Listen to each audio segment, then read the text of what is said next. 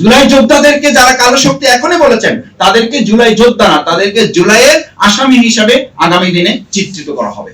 খুব একটা ফল পাওয়া যাবে বলে আমার মনে হয় না। আমরা কি তাহলে হতাশ? হতাশ না। হতাশ না এই অর্থে যে আসার দুটো দিক আছে। নাম্বার 1 হচ্ছে মানুষের মধ্যে একটা চিন্তা ডেভেলপ করেছে যে কেউ ফেসিবাদী আচরণ করে শেখ হাসিনার মতো লোক টিকতে পারে নাই, ভবিষ্যতে আর কেউ টিকতে পারবে না। যদি টিকতে না পারে তাহলে আমার বক্তব্য হচ্ছে এইটা আসার দিক। এর সাথে আমার হতাশা হচ্ছে যে আমরা কি আবার আবু সাঈদের মতো জীবন দিতে হবে এই ছেলেগুলোকে, আবার মুগ্ধের মতো ছেলেগুলোকে জীবন দিতে হবে। নাম্বার 2 হচ্ছে আসার দিক যে আমাদের এই জেনজি জেনারেশন যাদেরকে বলে, এরপরে এখন জেনারেশন দিকে আরো ডেভেলপ হচ্ছে, আলফা জেনারেশন চলে আসছে।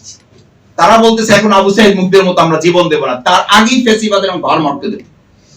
এবং সেই ঘর মটকে দেওয়ার জন্য আপনারা এখানে যারা আছেন, আপনাদের সোশ্যাল মিডিয়াটা এটা হচ্ছে ঘর মটকাবার একটা গুরুত্বপূর্ণ মাধ্যম। মটকে দিচ্ছেন, কথা বলছেন, কিছুক্ষণ পরে উনি নাই। কেন নাই? আপনাদের এই মানে যথেষ্ট সামাজিক যোগাযোগ মাধ্যমের সচেতন ভূমিকা, কিছু ক্ষেত্রে নেতিবাচক দিক আছে, কিন্তু যথেষ্ট সচেতন ভূমিকা। এবং শেখ হাসিনাও কিন্তু এটা বলেছিল যে আমাকে মাঠে পরাজিত করা হয়েছে 5ই আগস্ট, তার আগে আমাকে সামাজিক যোগাযোগ মাধ্যম পরাজিত করেছে জুলাইয়ের আগে। আমি মিডিয়ার কাছে মানে সামাজিক যোগাযোগ মাধ্যমে আমি পরাজিত হয়েছি জুলাইয়ের আগে, তারপরে 5 তারিখে এটা ডিক্লারেশন হয়েছে। সুতরাং সেই জায়গাটা কিন্তু আমাদের আছে। সেজন্য 3S ফর্মুলাটা হচ্ছে যে আমাদের জাতি হিসাবে যারা যে যেখানে আছি, ফার্স্ট থিং আমাদেরকে সিনসিয়ারলি এই রেজিস্ট্রেটটা পরিচালনায় নিজেদেরকে ইনভলভ করতে হবে। সেখানে যেন আমাদের দেশপ্রেমটা থাকে। সেখানে খাগড়াছড়ির মতো একটা জায়গায় দেখেন যারা ধর্ষণ করেছে তাদের সাথে কোনো মুসলমান নাই, অথচ হামলা হচ্ছে কোথায়? মসজিদে। কেন মসজিদে হামলা করছেন কেন? আর মসজিদে শুধু হামলা করে তো কোনো সমাধান নেই।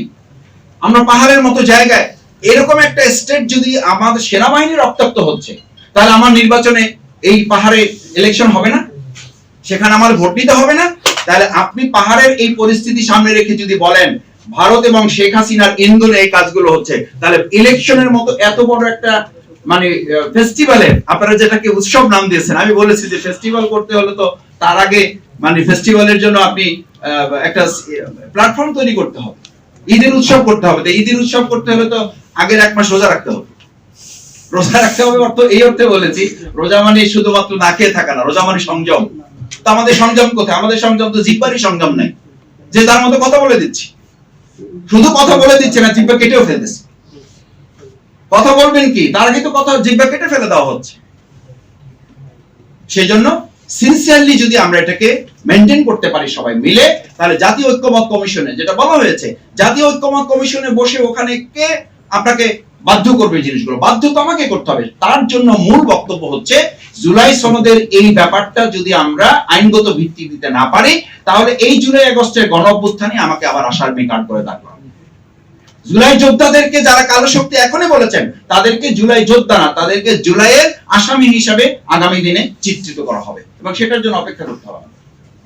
আজকে যদি ভারতের কথা আমরা বলি যে ভারত এবং শেখ হাসিনা এই পাহাড়ে অশান্তি সৃষ্টি করছে, তো সেই ভারত এবং শেখ হাসিনা তো আমাদের নির্বাচন অশান্তি সৃষ্টি করবে। সেটা মাথায় রেখে তো আমাদের ইলেকশনের জন্য সামনের দিকে আগাতে হবে সিনসিয়ারলি। নাম্বার 2 হচ্ছে সিরিয়াসলি। আমরা যদি সিরিয়াসলি নিজেদেরকে নিতে পারি যে না, আমরা দেশ এবং জাতির প্রশ্নে সবাই কাঁধে কাঁধ মিলিয়ে কাজ করতে চাই, এরপরে আমাদের প্রতিযোগিতা থাকবে, প্রতিহিংসা থাকবে না। আমাদের প্রতিযোগিতা থাকবে, আমাদের প্রতিদ্বন্দ্বিতা থাকবে না। আমরা এলাকায় সমাজের কল্যাণে মানুষের জন্য এখন কাজ করছি।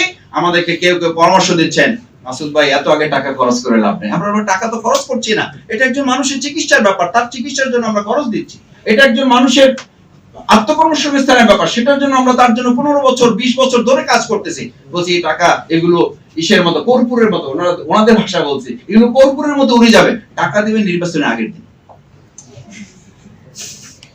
ভাবছেন, আপনি ভাবছেন এটা আমার নিজের মুখের বানানো কথা?